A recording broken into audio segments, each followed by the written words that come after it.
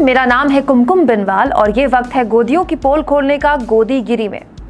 क्या लोकसभा के अंदर केंद्रीय मंत्री स्मृति ईरानी ने जानबूझकर कांग्रेस अध्यक्ष सोनिया गांधी का अपमान किया? क्या कांग्रेस अध्यक्ष सोनिया गांधी और स्मृति ईरानी के बीच जो लोकसभा स्थगित होने के बाद तू मैं हुई वो उससे बचा जा सकता था, वो नहीं होनी चाहिए थी? ये सवाल अब पीछे हो गए हैं क्योंकि अब गोदी एंकर अमीश देवगन की एक बात से खुद स्मृति ईरानी पर सवाल खड़े हो गए। दोस्तों, अमीश देवगन ने अपने एक प्रोग्राम की क्लिप शेयर करते हुए लिखा, आज सुबह स्मृति ईरानी के पिता एक अस्पताल के आईसीयू में थे। इसके बावजूद वो संसद आई और अपने कार्य का निर्वहन किया क्योंकि उन्हें जनता ने सदन में भेजा है और उसी जनता के कार्य के लिए वो सदन में थी। दोस्तों, अमीश देवगन के हिसाब से केंद्रीय मंत्री स्मृति ईरानी के पिता आईसीयू में थे, वो छुट्टी ले सकती थी अपने पिता के साथ रहने के लिए, लेकिन वो संसद आई क्योंकि जनता ने उन्हें संसद में उनके कार्य के निर्वहन के लिए भेजा है। क्या स्मृति ईरानी को कल कोई बहुत महत्वपूर्ण बिल पेश करना था? क्या स्मृति ईरानी का कल ऐसा कोई कार्यक्रम था जो स्मृति ईरानी के बिना नहीं हो सकता था? जो विरोध स्मृति ईरानी ने राष्ट्रपति के अपमान के लिए कांग्रेस के खिलाफ कल लोकसभा में किया, जिस कदर जबरदस्त हंगामा हुआ और फिर लोकसभा को स्थगित करना पड़ गया बाद में, क्या वो सरकार की तरफ से कोई और चेहरा कर ही नहीं सकता था? अमीश देवगन कुछ इस तरह से स्मृति ईरानी का लोकसभा में आना प्रेजेंट कर रहे हैं कि जैसे स्मृति ईरानी अगर लोकसभा में कल ना आती तो लोकसभा का कोई कामकाज रुक जाता था।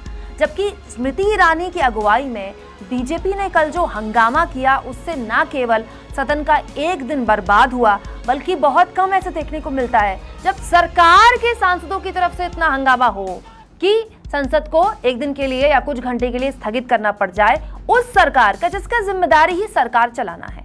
तो बड़ा सवाल यह है कि स्मृति ईरानी को वो जिम्मेदारी एक तरह से पार्टी की तरफ से दी गई थी, क्योंकि स्मृति ईरानी न तो वहां कोई बिल पेश करने गई थी, ना ही स्मृति ईरानी को किसी सवाल का महत्वपूर्ण जवाब देना था। स्मृति ईरानी एक राजनीतिक एजेंडे के साथ संसद में गई, उसके बाद वो राजनीतिक एजेंडा उनका पूरा हुआ, जिसके बाद जो हुआ वो हम सबके सामने है। लेकिन महत्वपूर्ण बात यह है दोस्तों कि इसको अमीश देवगन ऐसे प्रेजेंट कर रहे हैं कि स्मृति ईरानी ने आकर अपना कौन सी जिम्मेदारी और कौन से कार्य का निर्वहन किया, जबकि स्मृति ईरानी ना होती तो वहां कांग्रेस के खिलाफ जो हंगामा बीजेपी ने कल किया वो कोई भी कर सकता था। बीजेपी के पास ऐसे बहुत से चेहरे हैं, बीजेपी के पास ऐसे बहुत से अच्छे वक्ता हैं। अब इस पूरे मुद्दे पर जब अमीश देवगन ने स्मृति ईरानी की तारीफ की तो कांग्रेस की प्रवक्ता सुप्रिया सुने, जो अमीश देवगन के कई प्रोग्राम्स में उनके पैनल का हिस्सा भी बनती रहती हैं, उन्होंने क्या कहा सुनिए। अमीश, ईश्वर से प्रार्थना है कि स्मृति ईरानी के पिताजी शीघ्र स्वस्थ हों। साथ ही एक प्रार्थना ये भी है कि ईश्वर आपको भी थोड़ा कलेजा दे, जिससे आप sold my soul in silly souls के आगे भी कुछ करें, जिसे जनता देखे। कब तक आपका शो कोई और तय करेगा? थकते नहीं हैं आप, कभी जमीर की भी तो सुनिए। तो कांग्रेस की प्रवक्ता सुप्रिया सुनीत ने साफ तौर पर अमीश देवगन से कहा कि इस पूरे मुद्दे पर तो आपने गंभीरता से अपनी बात रख दी, लेकिन ये नहीं बताया कि सिली सोल्स का जिक्र करते हुए इशारों में सुप्रिया सुनीत ने एक तरह से अमीश देवगन से कहा कि सिली सोल का जिक्र आप कब करेंगे, अपनी जमीर की आवाज कब सुनेंगे। इस पर जवाब क्या दिया अमीश देवगन ने सुप्रिया सुनीत को, ये देखिए।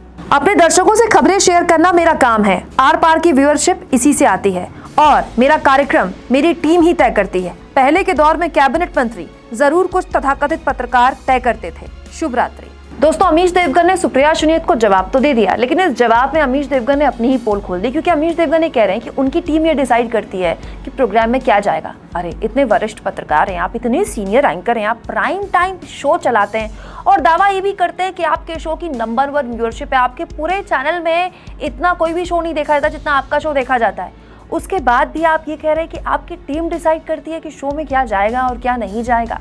क्या आपकी टीम के ऊपर आपका कोई आधिपत्य नहीं है? मतलब आप अपनी टीम को लीड भी नहीं करते हैं, टीम जो कहती है वो कर देते हैं। इतने बड़े एंकर को, इतने स्टार एंकर को क्या ये कहना शोभा देता है? और दूसरी महत्वपूर्ण बात, ये खबर तो दर्शकों के आगे अमीश देवगन ने शेयर कर दी कि स्मृति ईरानी के पिता कितने बीमार थे, आईसीयू में थे। वो आईसीयू में हो सकती थी, लेकिन वो देखिए संसद में अपने कार्य का निर्वहन करने आई।